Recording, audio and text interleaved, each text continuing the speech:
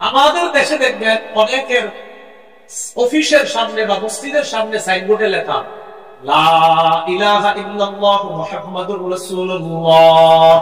এই কালিমাটা যখন লেখা দেখি তাদেরকে আমরা কি মনে করি? ইমানদার। এটা আমরা মনে করি হে ইমানদার। এবার সব অফিসের সামনে ওনাদেরকে আপনি ইমানদার যদি মনে করেন তো ঝামেলা। কিছু অফিসের সামনে লেখা থাকার পরেও আপনি দেখবেন যে কেমন যেন একটু সবকিছু বন্ধ টন্ধ থাকে, কেমন যেন।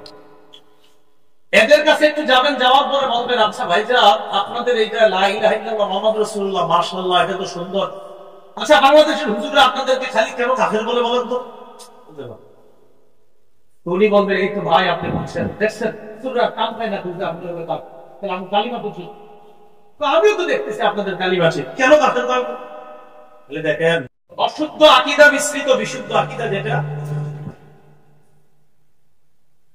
কোন ব্যক্তি কোরআনের ৬২৩৬টা আয়াত বিশ্বাস করে বাস ঈমান থাকে।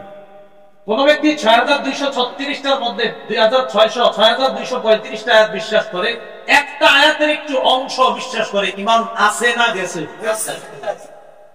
তাহলে এবার আপনাদেরকে আল্লামা মুফতি নূর হোসেন নুরানী সাহেব যে আয়াতটা বলেছেন এই আয়াতটা আবার শোনায়।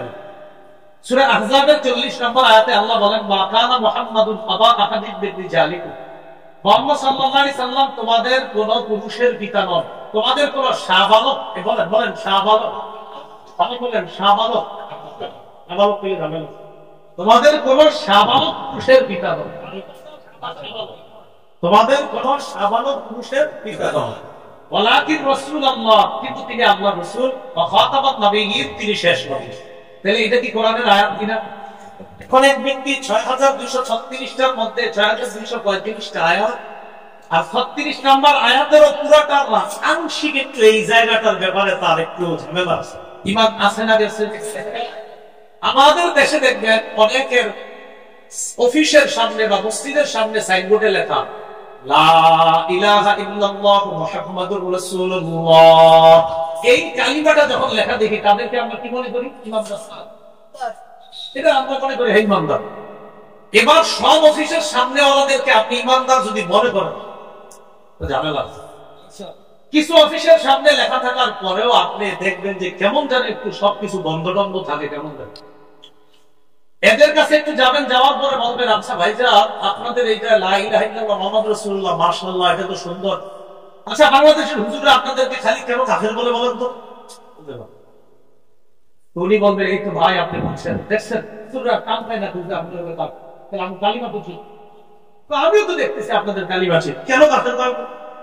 বলে দেখেন কালিমা তো বোঝা যাচ্ছে না যে কাফের, তখন আপনারে পাবে, সে পাওয়ার পরে বলবেন আচ্ছা আপনার একটা কথা বলি, কোরআনের সবগুলো আয়াত বিশ্বাস করেন? যাদের অফিসের সামনে লেখা লা ইলাহা ইল্লাল্লাহ মুহাম্মাদুর রাসূলুল্লাহ তারে বলবেন কোরআনের সব আয়াত বিশ্বাস করেন? সে বলবে হ্যাঁ করি।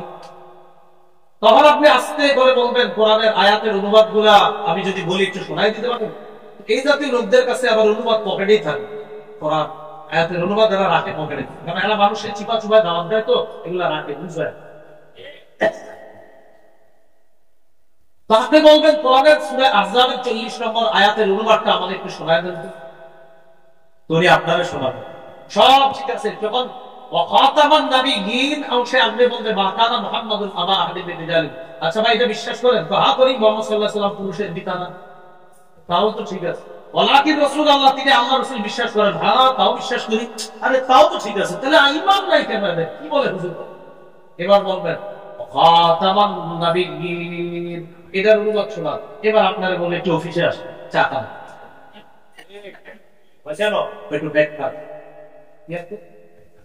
আপনারা বলবে অফিসে আসেন চা খাওয়াই, বলবে ব্যাখ্যা আছে। ইমাম গাজ্জালী রাহিমাহুল্লাহ বলেছেন খাতামান নবিয়্যিন, এখানে ব্যাখ্যার কোনো সুযোগ নাই, মুহাম্মদ সাল্লাল্লাহু আলাইহি সাল্লামের পরে আর কোনো নবী নাই,